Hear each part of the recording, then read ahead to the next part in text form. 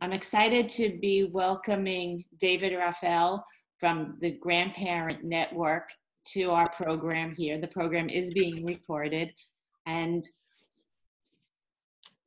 I'd like to hear from him where the seeds got planted for the national study that was conducted relating to the role of grandparents, because at the same time as that was occurring, synergistically, IJKL was putting in a grant to start the Precious Memory Project.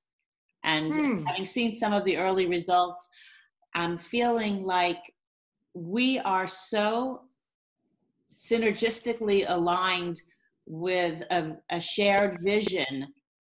And I'm so grateful that David was willing and able to come join us. And you're on. All right. Well, I'm thrilled to be synergistically aligned. I've been going to a chiropractor for years, and that's really been an important part of my. So hello, everybody. Greetings from Atlanta, where we're figuring things out, but not well. I hope everybody's well. Can you see me okay? I'm trying to do two different screens here. So if it's, let me know if the image isn't good or if when we go to the study slides, they don't present well.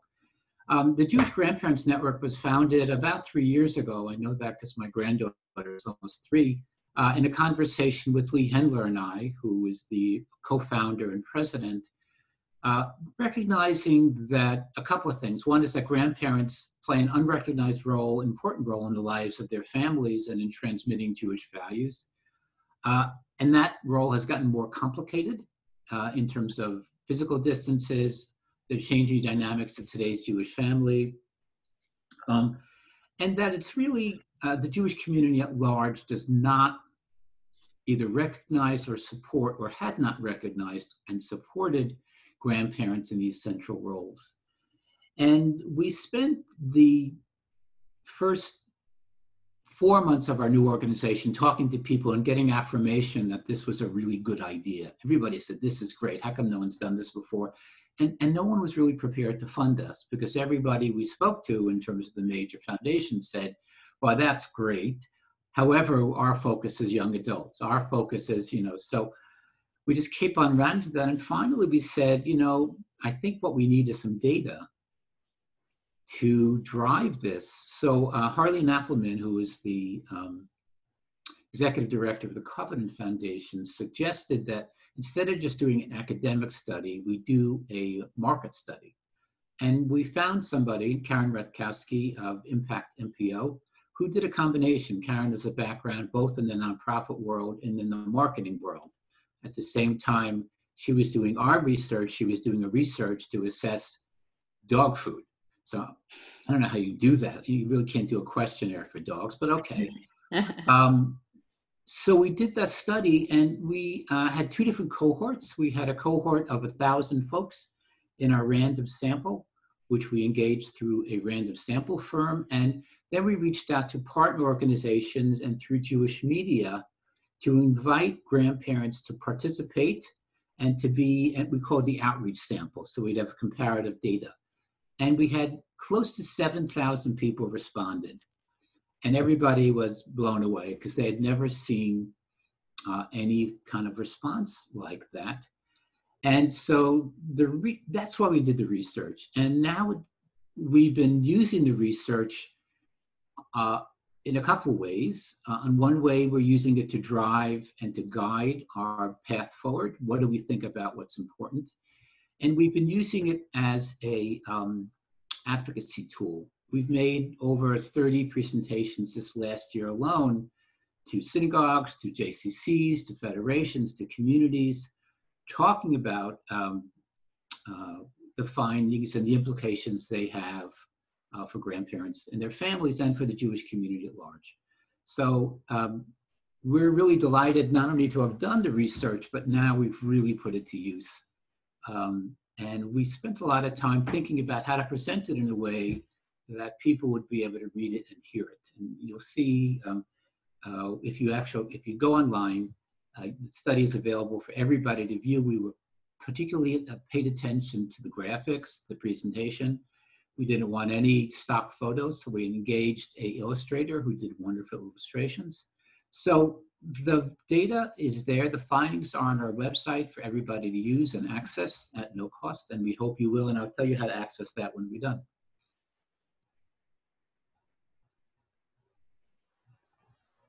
Okay.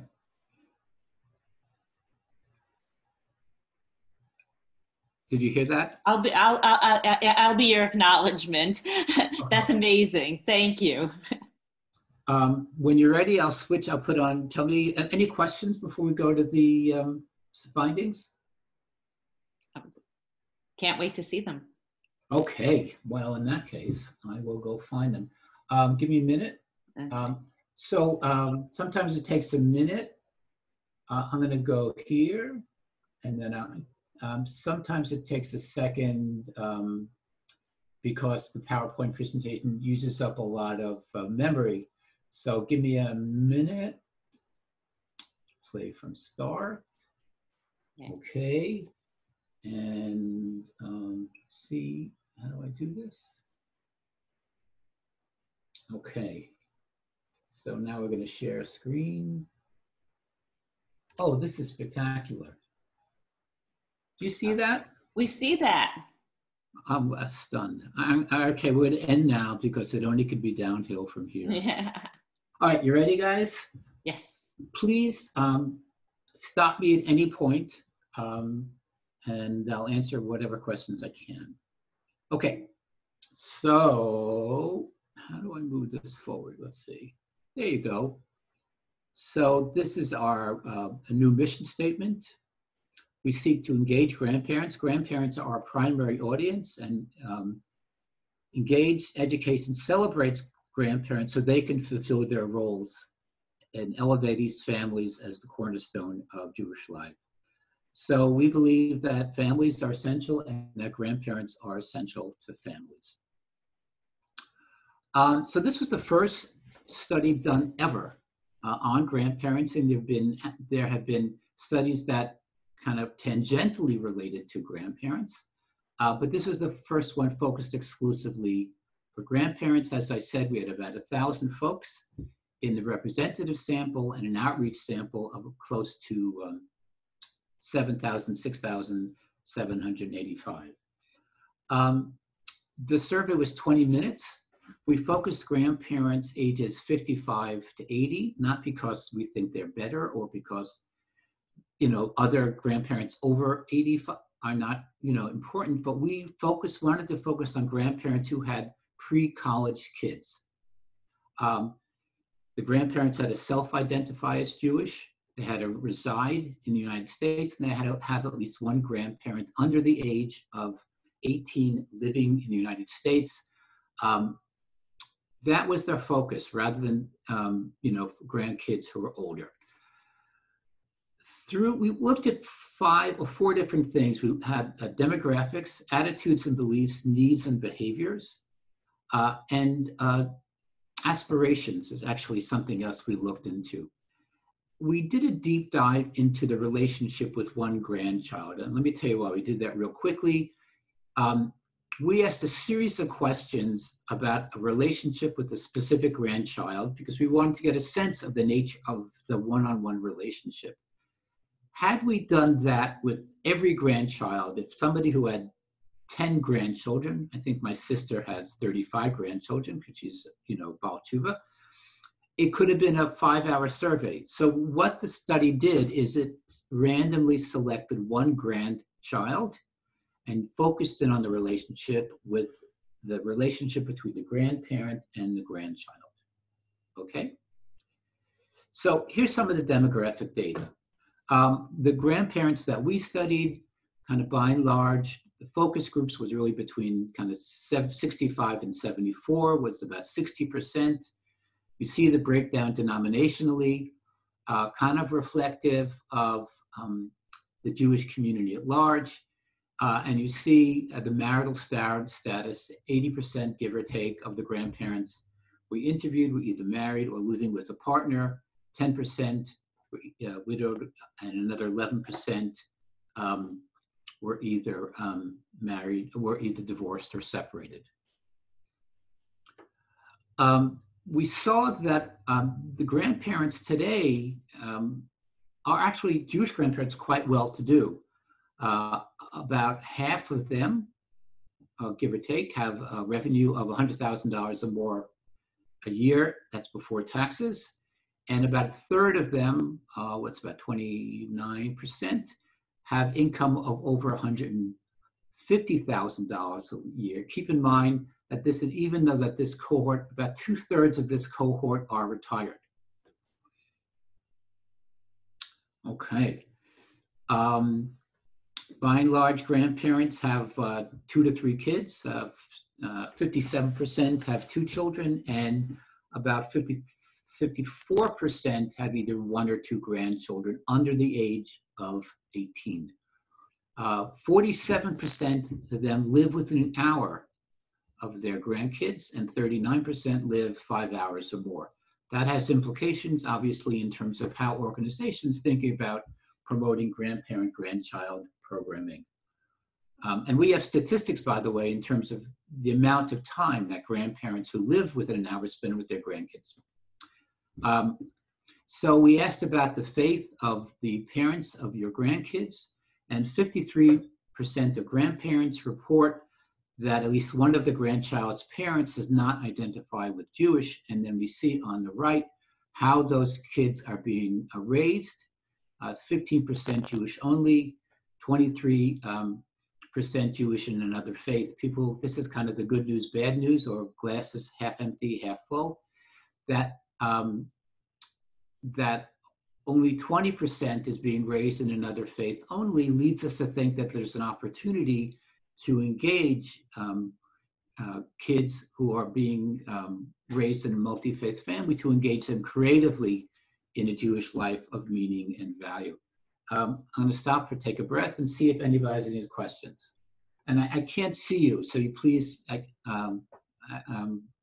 just let me know if vocally. At a more convenient time, or keep in the back of your mind, there have been people who have asked about the role of great-grandparenting, great-grandchildren, and if you want to keep that in the back of your mind and weave in whatever relevance you think there might be, or afterwards share.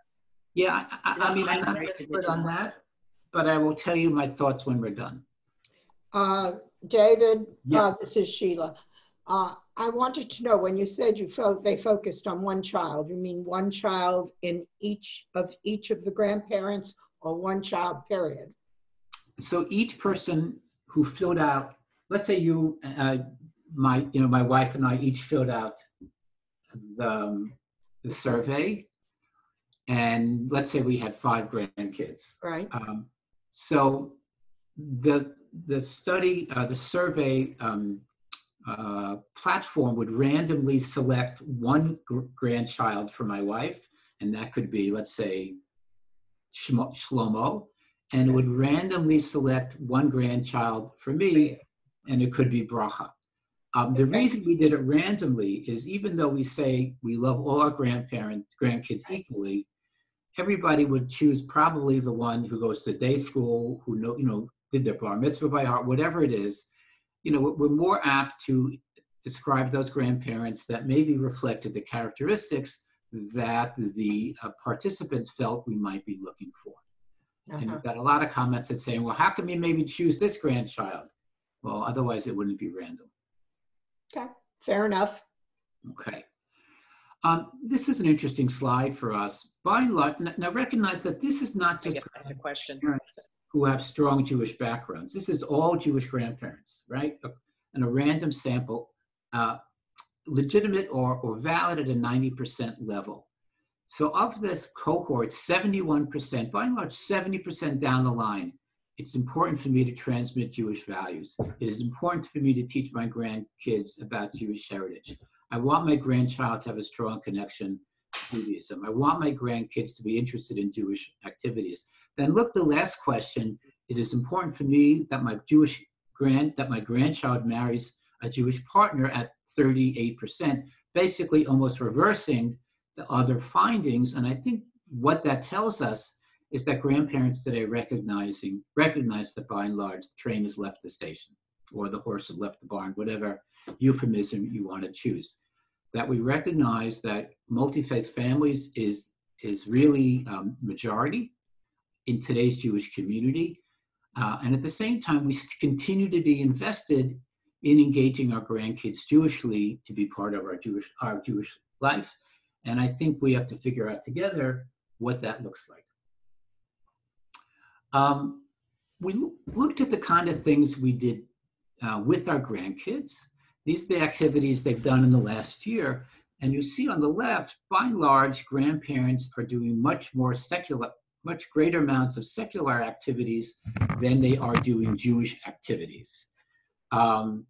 So they're doing a lot of stuff at home, both the grandkids' homes and our homes. They're celebrating birthdays. Conversely, only a quarter of them attend synagogue services or JCCs or other activities. They don't really bake or do Jewish food cooking together.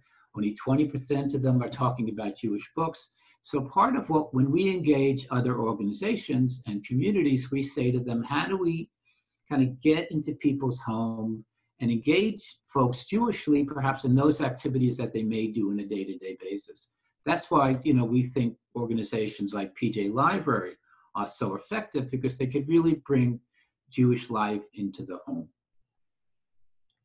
Okay, so we did something called a segmentation analysis, where we took 31 different questions and used an algorithm to take those 30 questions and identify 5 distinct cohorts or groups or segments of the population that reflect different characteristics that could align them into different groups. Now, mind you, 2 things. One is perfect science. Nobody's walking around with a t-shirt that says Joyful Grandparent. This is based on an aggregate of questions. And the second thing is it's also based on the relationship with one particular grandchild. And so you may have a very different relationship with different grandchildren. Additionally, it also is time related, that as a grandparent ages, the nature of the relationships change. Having said that, we believe the segmentation analysis provides some really an important approach to thinking about who are the grandparent groups and how do we engage them based on their needs, interests, and aspirations. And let's go through the 5 segments. So the first one are joyfuls, and I'm proud to be part of this. Joyfuls love being grandparents, and they love being Jewish grandparents. It's about 1/5 of our population. They model behaviors for their grandkids. A high percentage are synagogue goers. 2/3 of their adult children are married to Jewish partners. So these are folks who love being grandparents and who also love being Jewish grandparents. And I just point out the wonderful illustrations by Deborah Zemke, who I think really make this material come alive. The second cohort is slightly different. It's 16% of the faithful grandparents. So they also love being grandparents, but on a higher level, they want their grandkids to have a strong connection to Judaism and married Jews. They are deeply committed to involving, to intentionally modeling Jewish behavior.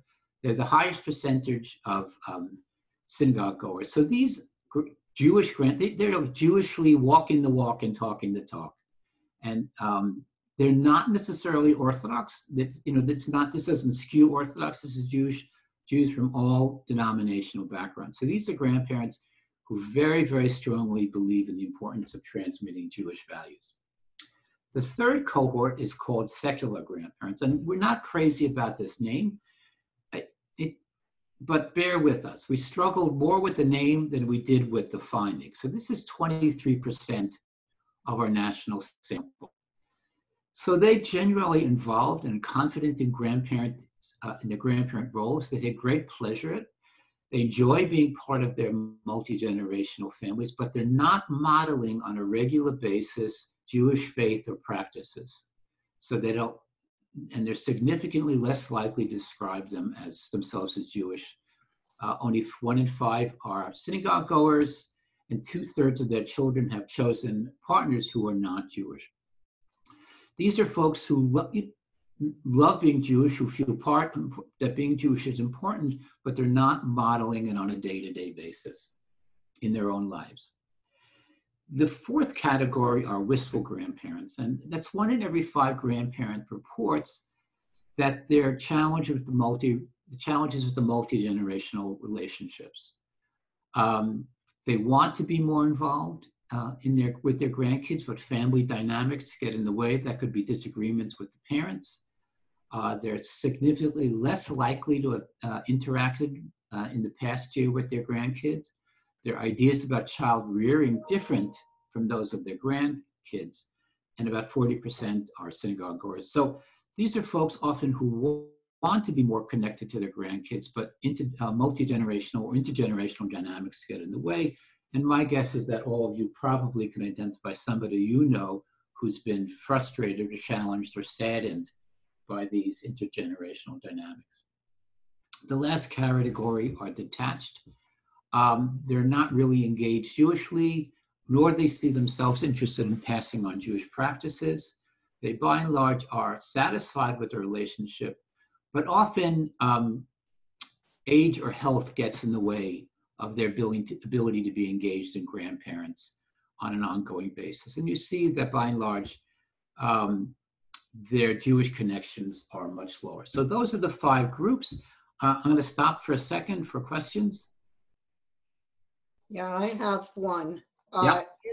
In this study, did you look at the relationship between the kind of Jewish experience that the grandparents were having and the kind of experience Jewishly that the children have?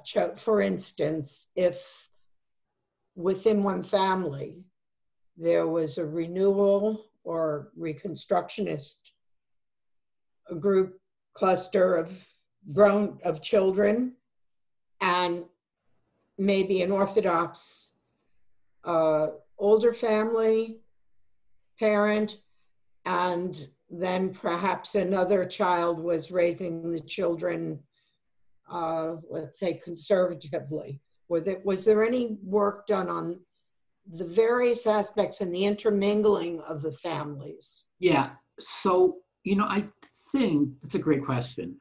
I think we have data.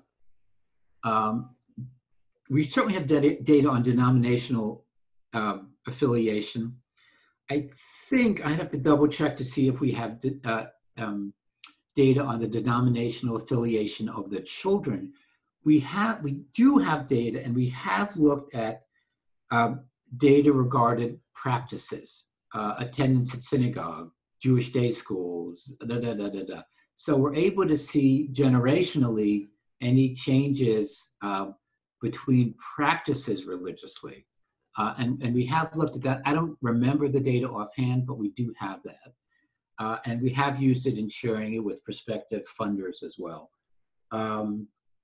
So the answer is yes, and maybe when it comes to denominational affiliation. May I ask a question? Yeah, May I ask a question, of course. David? Yeah.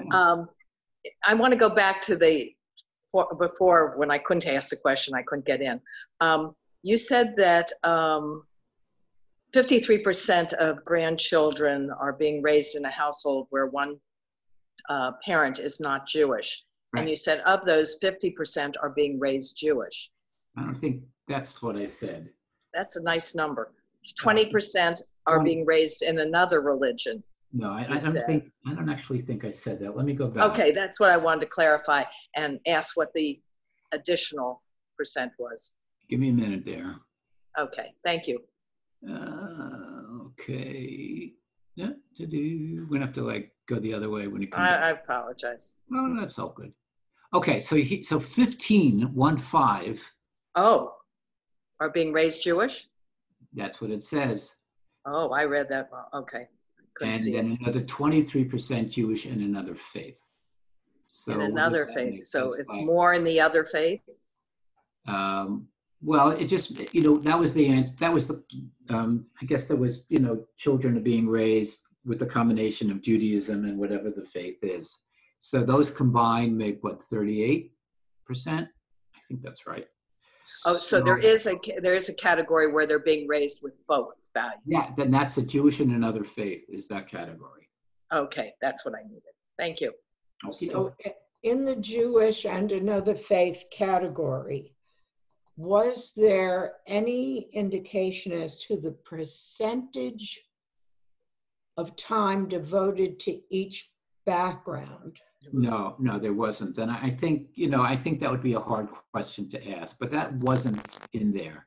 And it's hard to tease, how would you tease that out, Well, I'm thinking about my own family members and my nephew's family where the children know they're Jewish, they celebrate Jewish holidays, but specifically they don't really attend shul. However, they do attend church. So a significant difference, I think, in the end. What will happen in that family will be significantly based on the amount of exposure that they will have had to the Jewish experience as opposed to their Christian background. Yeah, I think that's actually a great question and probably a terrific study for another organization. I think it'd be, and by the way, it'd be interesting to think not only quantitatively in terms of time, but qualitatively, how do you measure that? But I think that's part of the task, I think. I think that's a great thing to study is, what are in a multi-faith family, what are the determinants in determining how the children ultimately define themselves religiously? Mm-hmm. I think that's a really, really thoughtful question. I have a question also. It's Hindi. Hi, Hindi. I'm just wondering that within the Jewish community, within the religious schools and temples, do we know what percentage welcome mixed faith families? Yeah. In other words, if the parents don't feel that their children are going to be accepted, or they as a family will not be accepted, obviously they're not going to attend. So how welcoming is the overall Jewish community, temples, JCCs, etc., to the mixed families that are growing in number? Well, so I'll tell you a personal story, and then I'll give you the answer. Do I have enough time to give a personal story? How are we on time, by the way? When do we want to be completed by? Theoretically, we have an hour, but I don't have anything that backs up. So if you go over the hour, because you have me intrigued, you can't not tell me your personal story now. Oh, no. All right, otherwise, we could just read the story. Okay, I'll tell you the story real quickly, and then I'll give the answer. So my daughter, Nomi, was a Jewish day school kid, and she spent perhaps 10 summers or more at Jewish camps and was an active member of Jewish youth groups, and we had a kosher home and did Shabbos every week. And when she was in college, she had a guy named Keith, and they fell in love, and they decided to get married, but Keith wasn't Jewish. And so I told my rabbi, he was a conservative rabbi in a liberal shul, and she said to me, well, that's lovely, he sounds like a wonderful guy. Unfortunately, I can't come to the wedding.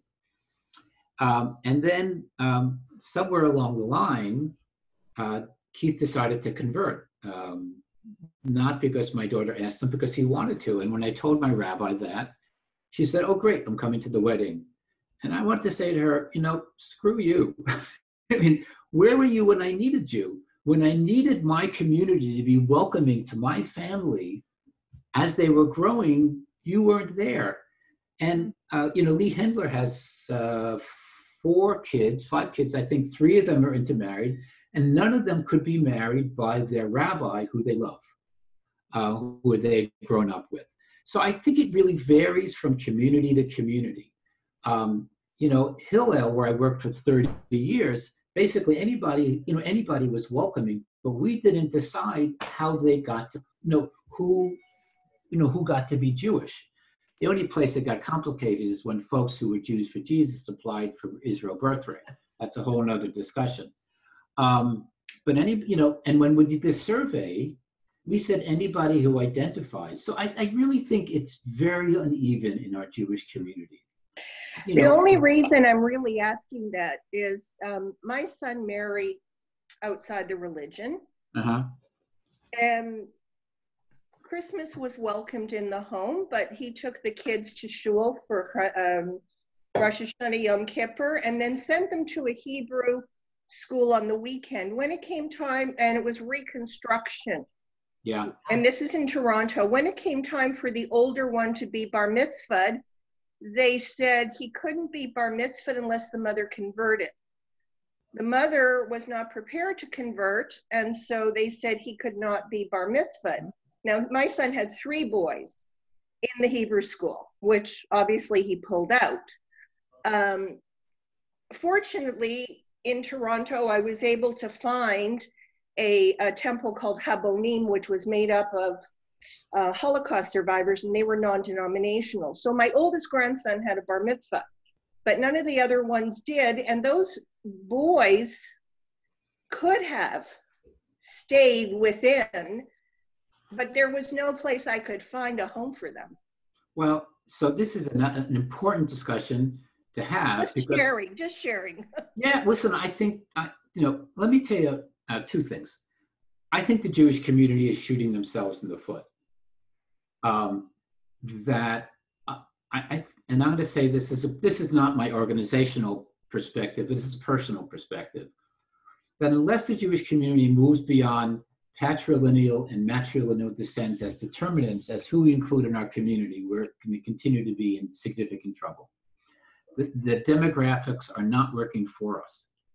One of the things that Lee and I believe very, very strongly is that even though this is not our core mission, we believe that grandparents can and do play essential roles in engaging our grandkids in a Jewish life of meaning. And that's especially important for kids being raised in multi-faith families. It's, as Marshall Duke tells us, it's not just what we say, it's what we do.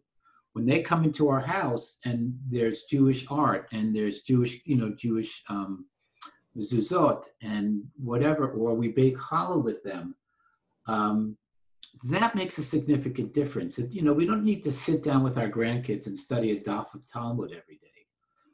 But I have a friend here who bought a series of books about spirituality. Her kids are intermarried, and she's the only one who the kids will allow to read those books. So I do think that grandparents can play a really important role. And the other thing that we say is that if we're going to play an important role in our grandkids' Jewish journeys, we have to be on our own. And that we have to engage Jewishly in our own ways, otherwise we're not being authentic. And we won't be effective. So I think Howard had a question. So, can I ask a question?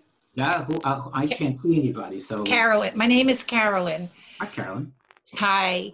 So I have 3 children, a daughter who lives here in Florida and 2 boys, one in Cincinnati and one in Montreal. Mm-hmm. The daughter is Shomer Shabbos. The 2 boys married Catholic girls. Yeah. I'm the only Jewish grandparent. Yeah. I live here, they live there. I physically see my grandchildren, if I'm lucky, twice a year. Yeah, yeah. So, and 3 of them are like 10 and under. Yeah. The issue of God. Oh, let's back up. They don't go to church and they don't go to synagogue. Yeah, yeah. The issue of God is they don't talk about God, mm-hmm. but they know that their fathers are Jewish and the mothers are not. Yeah. So when I come on the scene, and I see them a lot, like once a week on FaceTime, mm-hmm. and that's my connection. Yeah. So I have to be very careful how I present my Jewishness, because both son and daughter-in-laws have said, we don't believe in God, and we're, you know, the kids, like, they don't want my whole focus to be on Judaism with the children. So it's very hard for me, you know. It's like I'm not comfortable talking about Jewish things with them. When they're here or when I'm there and it's a Friday night, I light candles. Yeah. When it's Passover and I go to Montreal, I lead the service for the children, but I have to make sure, like, I have to run it through my son so I'm not being gaudish, if you know what I mean. Yeah. So it's very, and I don't know. I just feel like I'm stuck. I can't, as much as I want to share my Judaism with them, I'm stuck. Yeah, so this is actually something we hear a lot. You as a grandparent and as a parent, you're being, you know, respectful of the children's parents. They are the parents, and you know, and you want to be respectful of that. Partly because you're honoring them, partly because what you know, our biggest fear is they're going to say, you know, you can't talk to your grandkids because you're being a nudnik. So it's really hard, and I'm not an expert, but I'll tell you a little bit of what we've learned. And that is, first of all, you know, God is a complicated question. This really isn't about God as much as it's about identifying Jewishly. Our Jewish culture, religion gives us these remarkable values and lessons for life. And I actually want to share, this actually slide that we're about to look at is an important one. But let me just finish my thought. And so I think it's not just what you do, it's not what you say, but part of what you do. And there are a lot of different things that I think you could do. I mean, Carlene Appleman, who lives far away from her grandkids, I think at least one of them is intermarried, you know, puts together holiday packages before every holiday, you know, for Hanukkah, Purim, Pesach. So I think there are different things that you could do that send messages about your love of Judaism. Part of what we feel really strongly about, by the way, is sharing our family stories and the role that sharing those family stories plays in framing our children's values. And, you know, actually, if you read the work of Marshall Duke, their sense of emotional well-being. By the way, I think that's one of the roles that great-grandparents could play. When we get back to that, you know, great-grandparents, their memories go back, 150 years or more. They could tell stories of their parents, you know, coming to America, living in Europe, whatever it is. So there's an opportunity to give children this remarkable sense of their intergenerational, you know, their intergenerational self. So I'll stop there. So somebody else had a question or a thought. Yes. Yes. Can I speak? Yeah. Okay. Hi, David. Thank you. Hi. I've been an executive director for about 25 years. in different, yeah, I'm a survivor. Uh-huh. And I agree with much of what you say. And I've watched over the years us turn away people because of an interfaith marriage, because they're gay, because they're whatever. Yep. We're unbending too often, where the churches are very welcoming. Yep. And, you know, so we do shoot ourselves in the foot. I'm involved with Kim in the Precious Memory Project, and I think it's extremely important, the role that grandparents play. And sometimes it might be sort of like a little drip, just coming down and, you know, this is what we do and this is what we do and nothing major. And hopefully some of it will stick. I find that we need to go to where the people are. Yeah, exactly. It's a sales stick. You know, I mean, this past Sunday we were on a call and we were talking about different Jewish values. Mm. And during the call, somebody, it was mentioned that if you're vegetarian, that could be considered a Jewish value in that you're not hurting animals and you know, that sort of thing. And it struck me that my 8-year-old grandson has been vegetarian forever. He's never had any meat, fish, or poultry. Yeah. And he's very proud of it. And kid doesn't like to eat, period. So every time we get into a conversation, it's, oh, I can't eat that, I'm vegetarian, even if it's broccoli, you know? And I was talking to him yesterday and I said to him, you know, being vegetarian could be considered a Jewish value. This kid's face lit up. It was a light bulb. Yeah. And being able to touch him there meant he saw Judaism in his life. Well, I want to, what you just said was really important. And it's actually is a great segue. And I want to talk about the next 2 slides. Are you looking at the slide that says most grandparents aspire to teach their grandkids to lead ethical lives? Are you looking at that now? Yes, that's it. Okay. So you see on that, and so this breaks down different questions by their whatchamacallit, the different segments. And so the far left, you see that basically in very high levels, grandparents across the board want their grandkids to lead ethical and moral lives. And I want you to look at the far right side where it says donating to tzedakah.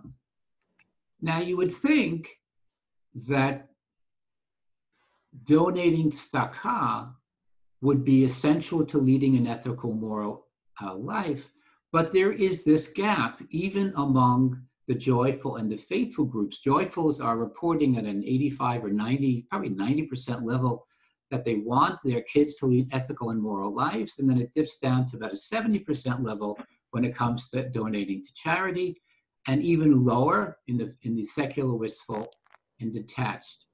And I'll show you the next slide. And also similarly, compare the numbers between leading an ethical and moral life and volunteering to make the world a better place. There's a real distinction there. The one piece I want to, before I move, I don't want to lose that thought, but one of the things we feel strongly about and we hear about is that grandparents want to share their family stories. And we would say that grandparents have an obligation to share their grandparents' stories. And in fact, you know, there's a person we work with named Marshall Duke. So when he talks about Bubba Mises, it's not a negative thing. He said, our stories come from our grandmothers. It is the grandmothers who are sharing our family stories, and they're an essential part in defining who we are. I want to show you the next slide.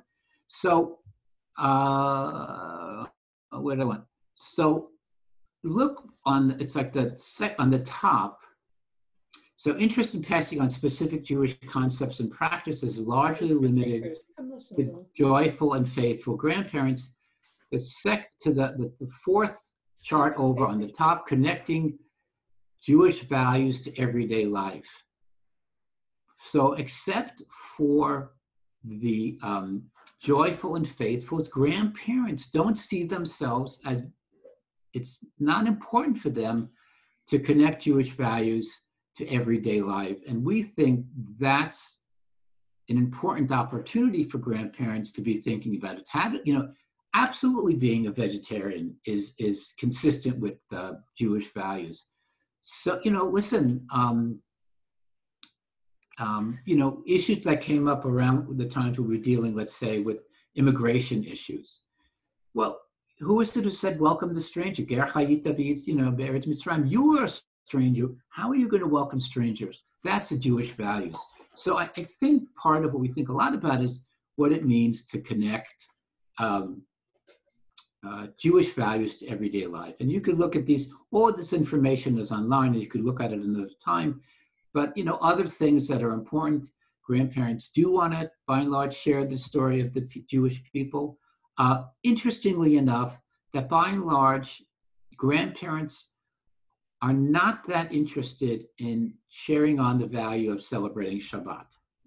And we think Shabbat is a missed opportunity for us to think about, because there's so much in Shabbat that is connected to our being grandparents. It's this notion of kind of like honoring the sacredness of our relationship. And I think that is all about the mindfulness or being in the moment. And so I think that's something we think about, is how to make Shabbat more of an opportunity for grandparents, not to say go to shul with me, but what are the messages of Shabbat that we want to transmit to our grandkids?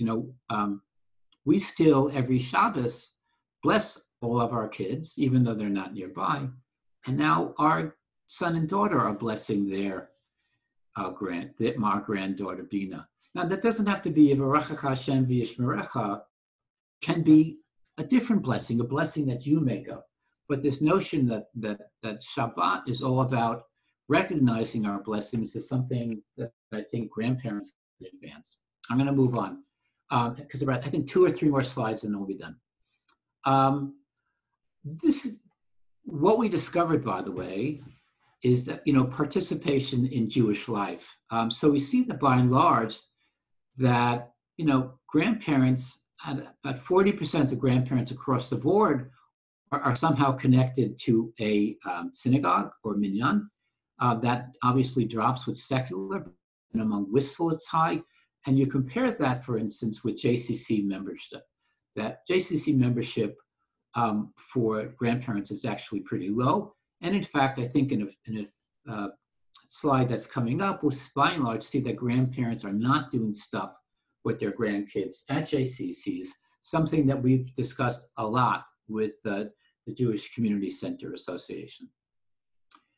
And again, we talked about the stuff that grandparents are doing with their grandkids, and by and large, birthdays and doing stuff at home is where the action is, and even to a pretty high level, reading together.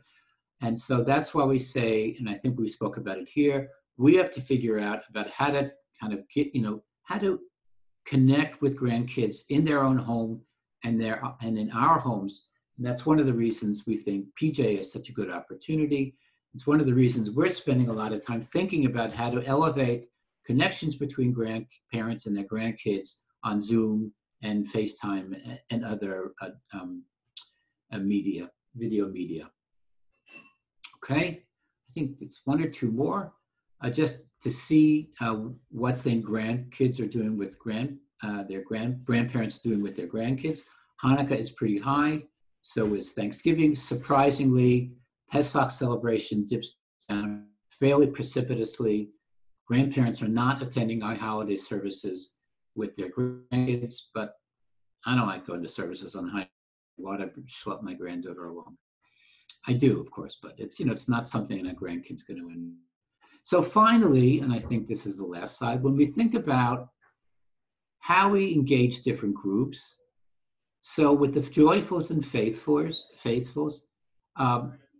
think about new ways to transmit Jewish practices and traditions. They're most open to experiences in synagogues and temple. And we talked about bridging institutional and home-based experiences. For our secular grandparents, we need to be more creative. How to bring Jewish life into secular celebrations, how to make Thanksgiving, that doesn't mean like let's do a prayer, but how to bring Jewish values into Thanksgiving, for instance. Being more aware of the diversity of today's Jewish families and being open to engaging grandparents in spaces, grandparents and grandkids in spaces that are not overtly Jewish. Parks, going, whatever it is. But if we expect grandparents and their grandkids to continue to come to synagogues or JCCs, we're going to miss the boat with this cohort. With the wistful grandparents, there's a real need to provide assistance in navigating complex family dynamics, exploring technical approaches, and also to think about, I guess what we call the surrogate grandparent programs, opportunities for grandparents to connect with kids who are not necessarily their grandkids. So that's some of the ideas that we have for moving forward. The entire findings of our national study is available online. All you need to do is go to our website and click it, and you could have access to the full study and all the related material. And I think you'll find it of value. So that is the end of the presentation, and I'm going to stop sharing. Oh, perfect. I have to just add that so much of what you have said was built into our grant proposal to our Jewish Federation for the Precious Memory Project. And for people who are actually already participating in that, I'm going to ask that they listen to this video, which will be posted to our website. Yeah, I was hoping you remembered to videotape it. Yeah, right.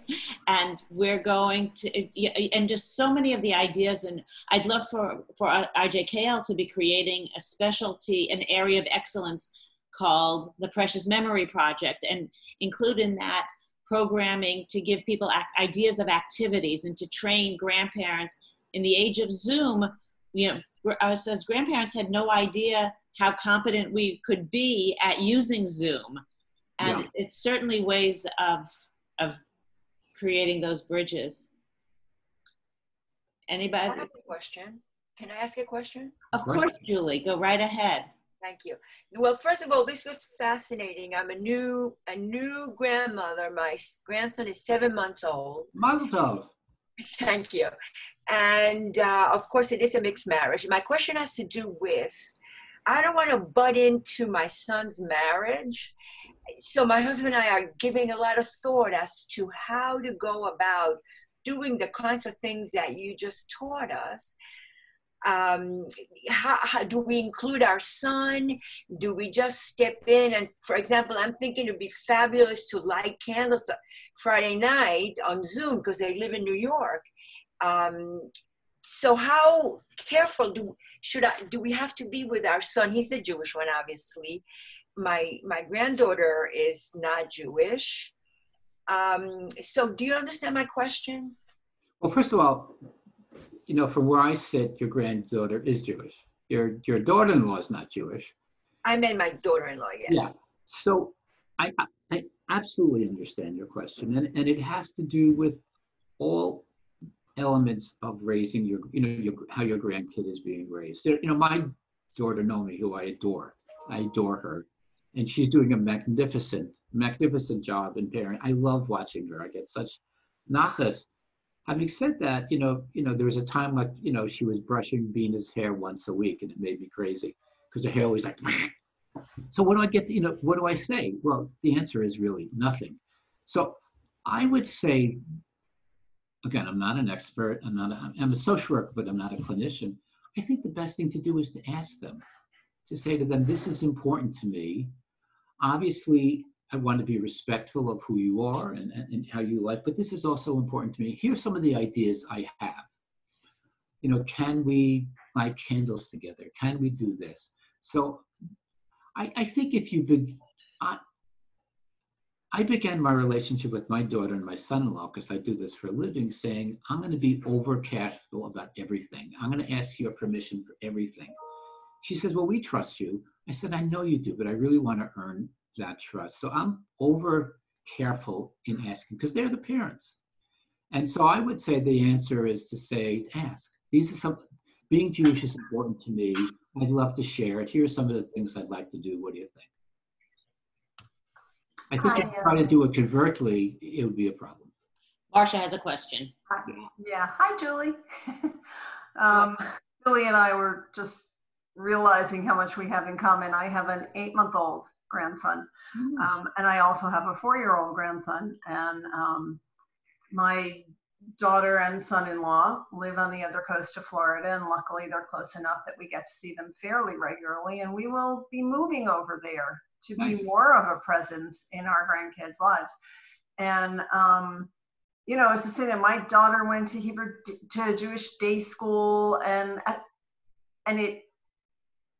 my love of the tradition she didn't absorb that. But she and I have a very close relationship, and in realizing how important it is to me, and I think to foster a relationship, she periodically, will do something like on Hanukkah, we Zoom and light the menorahs together if we're not together. So she does reach out, and her husband does not have, my son-in-law, with whom we're very close, doesn't have a particular attachment to a religion that he was raised with, but they're not raising the kids Jewish. And I asked, particularly once when we move over there, is it okay with you if I share this with them and, take them to things at the JCC, and they're both fine with it. So, I mean, the point is the asking. When my first grandson was born, I was really torn about what to do or what they would want to do about a bris. And there were several conversations about it, and they said if that's what I wanted, they would do it, but they had no connection to the significance of it. And I decided, I said, that's something you can't do for me. You can, help me celebrate the holidays, but that's a commitment the parents are making to their child. This was my decision. I said, I don't want a bris to happen for me when there will be nobody else in the room who cares about it. And it's a promise. I thought it was a promise and an acknowledgement of that connection that they didn't feel. So did they not have a bris, or? Nope. They did not. Again, I'm not. And it didn't even come up with the second one. So I wouldn't prejudge what your daughter absorbed. It may be too early to tell. Because she didn't absorb the love. She didn't absorb the connection. And I firmly believe that that's at a soul level. Because I know people who were not born Jewish, who had no exposure to it, who converted because there was something about it that spoke to them. So I think some of it is just out of our understanding and control. But again, the asking and the talking, we have a close enough relationship that we can work together. I mean, it would be a longer conversation. It would be a longer conversation to have. But if I was in your shoes, I don't know whether I would have said, ultimately the decision is yours, but it's important for you to consider having a bris. I don't think there's anything wrong with saying this is what's important to me. But the decision is yours. I mean, I think for you to say you should do this because I want you to, that would be a mistake. But I think to say, anyway. So this is by the way, this is really, we hear this a lot. I mean, we hear this a lot, and it's like a whole nother dimension of complication in the relationship between grandparents and the parents. We're not disagreeing on how often you should brush Bina's hair anymore. We're having conversations about fundamental lifestyle choices. Well, I should say, by the way, that just recently they were over here for a visit, and there was we did a baby naming ceremony for both boys. There you go. And that was meaningful because they learned about the names and the significance, and that they participated in fully. Good and for you. That's why I didn't want the bris, but I was very happy, and it worked out beautifully. That's great. That's a lovely story. Really lovely, really thoughtful. Karen Cohen, you're up next. Thank you. I'm in a little bit different position because my oldest granddaughter is 22. So they're 22, 19, 17, and 14. So I'm on the other side. And the two different families, a boy and a girl in each. But what I have found by now is that, yes, we did holidays together. Two of them were brought up Jewish. The other two were not. I have two daughters. But the thing that I'm finding is what's important is what I do and what I say. They are not babies anymore, you know, and my relationship with each one of them. And you had something there about adult education not being important. And I really wanted to say that is what's really been the most important thing over the last maybe 6 or 7 or 8 years, that this is what I've been doing. So when we talk and I tell them what I'm doing, and we're, you know, it's like Jewish education is important to me and it's important to what I do, and they know it, you know, and so we didn't talk about it that much when you went to that one, but I think because they don't stay babies, and I am proof of that, you know, and they're going to go their own ways. So I want, and I'm in the Precious Memory Project, and I really am into the values, you know, of being able to express Jewish values. And that is so important to me, and how I'm going to be able to, they're going to know me and they're going to decide for themselves what is important, but it's important that they know me. That's how I feel. Agree with you 100%, and say that I didn't say that we didn't think ongoing Jewish education was important. What we said is that the grandparents who responded, right. But I think you're exactly right. I think what you've just said is incredibly important for a young man or young woman aged 16, 17, 18, 19. They get, I mean, I worked with college students for 30 years. You can't bullshit them. And the same thing with teens. So I think if you're authentic about your investment in Jewish life, they will know it and they will see it. And what else? Yeah, I mean, I just think, you know, you have to be true to who you are. And I think if you're committed to Jewish life, you know, they will see it. And, you know, we say a lot that it's not so much what you say, it's what you do. Can we go for about 5 more minutes? Or, you know, can we close in about 5 minutes? Kim? I'm thinking that sounds like a plan. David, if we're going to continue, I just wanted to share something.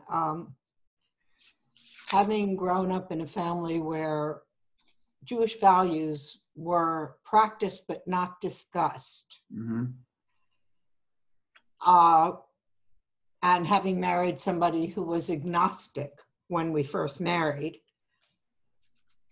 and insisting that the children would become bar mitzvah. Truthfully, I didn't even know what a bris was when my children were born. It took a Jewish neighbor to explain it to me and say, oh, your children can be circumcised in the hospital, and you can name the children in the Reform synagogue later. So these were choices that, if you're uneducated Jewishly about practices, and then you learn later, and I became very active in a synagogue and became an adult bat mitzvah. Girls were not particularly of my generation. We weren't so educated Jewishly, and today I find that my children are much more, both of my children, who practice different, one is Reconstructionist, one is Orthodox, and I have a granddaughter who's now ultra-Orthodox. And I also have a gay member of my grandchildren. So they're each following their own path. And I find that, I hope, when I became a bat mitzvah and included them in that process, and as they see me involved in Rosh Chodesh, and as they see me involved in other Jewish activities, we're particular to Jewish renewal, I think that it gives them, that generation, the idea that they have a lot of choices. And I think that this is how I can influence that next generation that will come. Mine are all, the youngest is 18, and then the oldest I forgot who said it. Linda, was it? Her kid, Karen, that the kids are older now and we have yet another generation